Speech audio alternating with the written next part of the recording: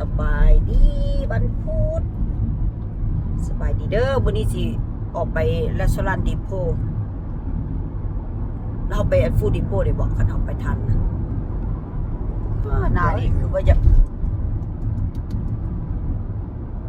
อันนั้นอันนี้เป็นถนนขากำแม่นบอกถนนขากำมาดเราบอกแม่นบอกออกมาทางฟาร์มนี่พอลงมาแล้วสลัดดิโปทางบ้านโอ้อันนั้นแม่นแม่นอีหยังนะเมืองหยังนะพ่อแฮปปี้วาเล แฮปปี้วาเล่วะนะโอ้งามแท้ที่โต for sale ได้ฝากใช่ไหมคุณป้าบังงามเมืองแฮปปี้วาเล่แพงขนาดนั้นนะ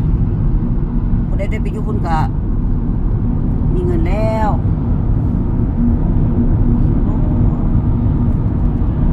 จะออกไปคากามาสแม่นบอกเขาจะไปคากามาส เนี่ยฮะมันเป็นภูอย่างนะพ่อต่อไปทางหน้านี่เมืองออริกอนเมืองน้องอยู่นี่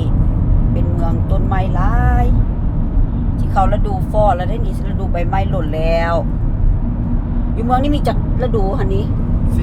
สี่ฤดูบ้านเมืองเราโลดมันซุนซีซั่นมันซุนซีซั่นบ่มีเนาะเมืองนี้ก็ฝนตกคันนี้เนาะยามฝนก็มีบ้านเฮามันมีน้ำแกงอยู่นี่มันบ่มีเพราะว่าท่อระบายน้ำเขาเจ้าดีเขาสิเว้าคันมันมีฤดูน้ำแกงฤดูฝนฤดูเฮ็ดไร่เฮ็ดนาเฮาล่ะฮะอะไรแม่น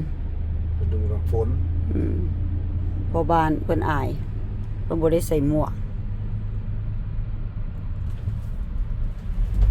น้องนี่ตะกี้ตอนเฮ็ดเวียกอยู่แซนดินโอ้ย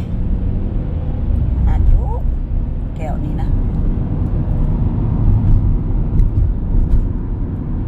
อากาศดีอากาศลงมากอันนี้ก็ห้องดีมาสเกตดีป่ะหรือว่าอันนั้นละคากามาสลัมบ่ผ่านซื่อๆเมืองน้อยดาวเทาเพิ่นอยู่ใส่ต่อไปนี่ว่าดาวเทาคากามาสมันถึงก็ปอดแลนด์โอ้เท่าเดียวกันเนาะโอ้น้องนี่บ่ได้ฮู้ได้อยู่นี่มาเขตมันจะสิเขตคากามาสคือเกิดบ้านนะเพราะว่าเขตโพโนเขตเอียงแรงในจันทร์เก่าผมบ่ได้เบิ่งฮอดหน้าสบายดีเด้อ